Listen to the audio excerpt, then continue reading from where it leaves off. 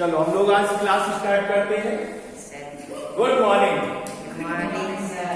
चलो देखो, नाम है बैंक रिकॉन्सिलिएशन, ठीक है, जो कि आपके अकाउंटेंसी का कौन सा नंबर का चैप्टर है? 5th है, ठीक है। अब बैंक रिकॉन्सिलिएशन स्टेटमेंट होता क्या है? अगर हम बेस बात करें या हम इसको क्यों पढ़े, अगर हम कोई चीज पढ़ रहे सबसे पहले हमें जानना जरूरी हो जाता है कि हम इसको क्यों पढ़े या इसका काम क्या है। तो कौन बताएगा? कल थोड़ा बहुत इसके बारे में हमने बात की थी, कौन बता सकता है इसके बारे में? बोलो। हिमांशु, सूरज, नंदिनी, राखी, पीयूष, कोई नहीं। चलो अब हम बात करते हैं इसको हम क्यों पढ़े। तो सबसे पहली बात आ जाती है, देखो हमारे पास दो चीजें होती है बैंक से रिलेटेड। कैश बुक बनाना सबको आ गया है? क्यों बनाते हैं कैश बुक? बैलेंस, ताकि हमारे पास मंथ के लास्ट में या ईयर के लास्ट में जो भी हम बनाते हैं कि कितना पैसा बचा है, स्टार्टिंग में कितना आया है और लास्ट में कितना बचा है और कहां से पैसा आया, कहां गया, इसका एक समरी हमें मिल जाती है, ठीक है। कैश बुक होती किसके पास में है? आपके पास में। किसके पास होती है कैश बुक? आपके पास या बैंक के पास? यानी आप बात करो तो कंपनी के या फर्म के या बिजनेसमैन के पास होती है, ऐसी बात है। उसमें एंट्री कौन करता है? आप करते हो। आप उसके लिए पूरी तरीके से लायबल हो, तो उसमें आपने पैसे आने की एंट्री की है, जाने की है, कौन जिम्मेदार है उसके लिए? आप। लेकिन अगर हम बात करें जो दूसरा होता है पासबुक, पासबुक किसके पास होता है? होता तो आपके पास है नहीं, बैंक अकाउंट होल्डर के पास, लेकिन उसकी एंट्री कौन करता है? आप नहीं करते हो, उसकी कौन एंट्री करता है? बैंक। बस आप खाली वो अपने पास रखते हो, ले जाते हो। प्रिंट कौन करता है? प्रिंट बैंक वाला। जो बैंक वाला एंट्री डालेगा वही एंट्री आपको दिखेगी, बाकी नहीं दिखेगी। आप चाहो तो मेरे अकाउंट में अगर ऐसा हो जाता, आप एंट्री करते तो आप अपने अकाउंट में डेली 5 लाख रुपए बढ़ा देते। ऐसा होता नहीं होता? क्या ऐसा हो पाता है? नहीं हो पाता। तो इन्हीं दोनों चीजों को अगर हम बात करें यहाँ पे, तो इन्हीं को खत्म करने के लिए कि अगर हमारे पास दो चीजें हैं, देखो यहाँ पे कौन कौन सी हो गई। एक तो हमारा हो गया पासबुक, क्या हो गया? पासबुक हो गया। और हमारा दूसरा कौन सा है? कैश बुक हो गया, ठीक है। अब पासबुक और कैश बुक दो चीजें हो गई हमारे पास।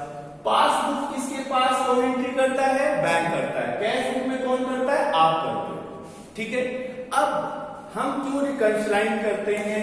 रिकंसाइल का मतलब ही होता है मिलान करना। अब किसमें मिलान करना? दोनों ही पैसे से रिलेटेड होते हैं। कैश बुक भी आपका, पासबुक भी। कैश बुक आपके पास होता है और पासबुक और किसके पास? एक तरीके से देखा जाए तो बैंक के, वो तो आपके पास है, लेकिन उसमें जो एंट्री करता है वो कौन करता है? बैंक।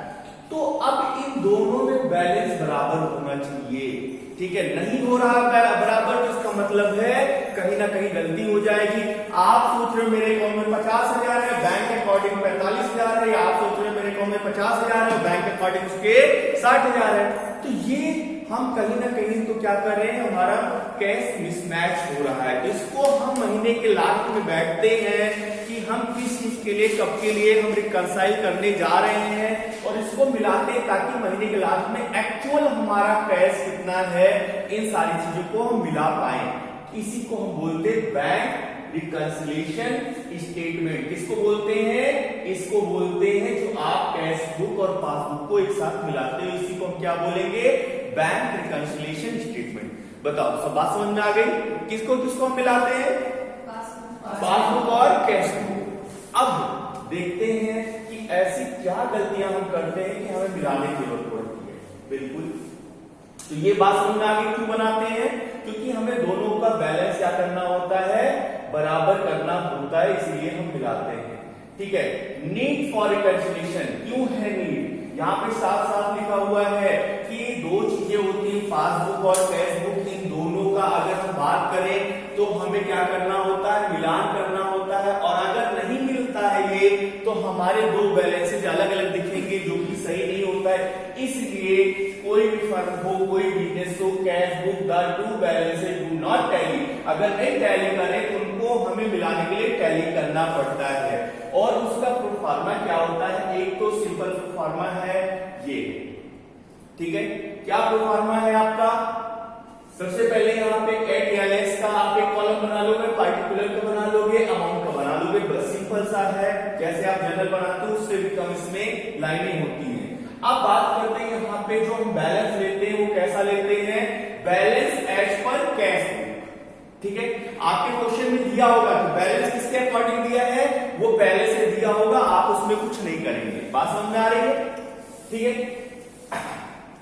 अब यहाँ पे हम क्या क्या चीजें जोड़ते हैं, क्या घटाते हैं, हालांकि ये वाला हमें नहीं बनाना है, ये वाला हमें नहीं बनाना है, ये सिंपल प्रोफार्मा होता है, हम किस पे बनाएंगे, ये वाले वर्क पे बनाएंगे, ये ज्यादा सिंपल होता है और इजी होता है कहीं ना कहीं आपके लिए, ठीक है। तो हमेशा हम मोस्टली इस पे करेंगे, ठीक है।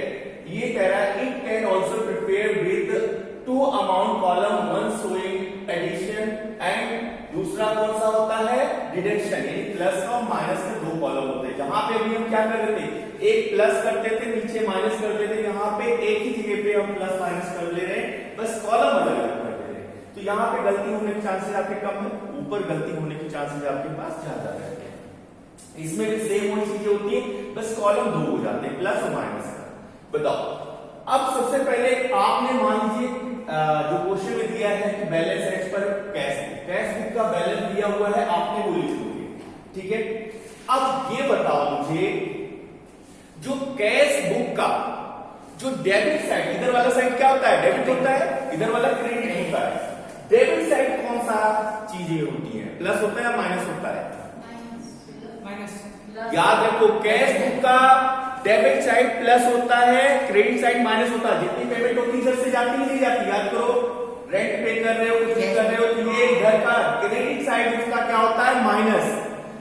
हमेशा कैश बुक का क्रेडिट साइड क्या होता है, माइनस, और डेबिट साइड क्या होता है, प्लस। बात समझ में आ गई। पासबुक में अगर आपने कभी पासबुक देखी हो तो जो बैंक में पैसा जमा करते हो क्या होता है, डेबिट या क्रेडिट। आपके अकाउंट में पैसा इंटरेस्ट मिला या आपने जमा किया, और डेबिट होता है क्रेडिट होता है, क्रेडिट होता है। क्या कर रहे हो, पासबुक की मैं बात कर रहा हूं, कैश बुक की नहीं, पासबुक जो बैंक से आपको मिलती है। जितने भी पैसा जमा करोगे आपका लिखा होता है, सैलरी आती है, योर अकाउंट बिल क्रेडिटेड, ठीक है, your account has been credited this amount. हाँ, तो जो मिल रही है बैंक आपको क्रेडिट करता है, और जो आपसे चार्ज या पेनाल्टी लेता है वो डेबिट करता है। या आप अपनी एटीएम से निकालते हो तो क्या मैसेज आता है कि आपका अकाउंट ये डेबिट हो गया, क्रेडिट हो गया, ठीक है। तो ये समझ में आ रही ना बात। जिसके पास फोन में हो, एक बार किसी को पैसे भाई भेज के देखो या कोई करके देखो, तुरंत मैसेज आएगा कि आपका अकाउंट इतना डेबिट हो गया। निकालोगे या कोई पेनाल्टी लगेगी या कोई एक्सपेंस होगा तो डेबिट होगा, और पैसा आपके अकाउंट में जमा होगा, बढ़ेगा तो क्या होगा, क्रेडिट होगा। बात समझ में आ गई। तो डेबिट, पासबुक का डेबिट का मतलब माइनस, और अगर पासबुक के क्रेडिट का मतलब प्लस, तो हमेशा एक दूसरे का उल्टा है। कैश बुक में डेबिट का मतलब पैसा आया, मतलब प्लस, और कैश बुक में क्रेडिट का मतलब पैसा गया। आप जितनी इंडिया कैश बुक में इधर करते थे नहीं करते थे, जिसका पेमेंट करते थे, कहीं भी पैसा जाना होता, परचेज करोगे पैसा जाएगा, आएगा जाएगा। इधर बाई परचेज लिखते थे नहीं लिखते थे, ठीक है, उधर क्या टू सेल्स लिखते थे, बेचोगे तो पैसा आएगा ना। तो जितनी पैसे आने वाली चीजें डेबिट साइड होती थी कैश बुक में, और जितनी जाने वाली चीजें होती है। और पासबुक में उल्टा होता है, पासबुक में डेबिट का मतलब पैसा माइनस होना, और क्रेडिट का मतलब पैसा आना। बात समझ में आ गई। तो यही हमें करना है कि हम मान लो यहाँ पे ले रहे balance as per cash, balance हमने ले लिया, अब वहां लिखा होगा कि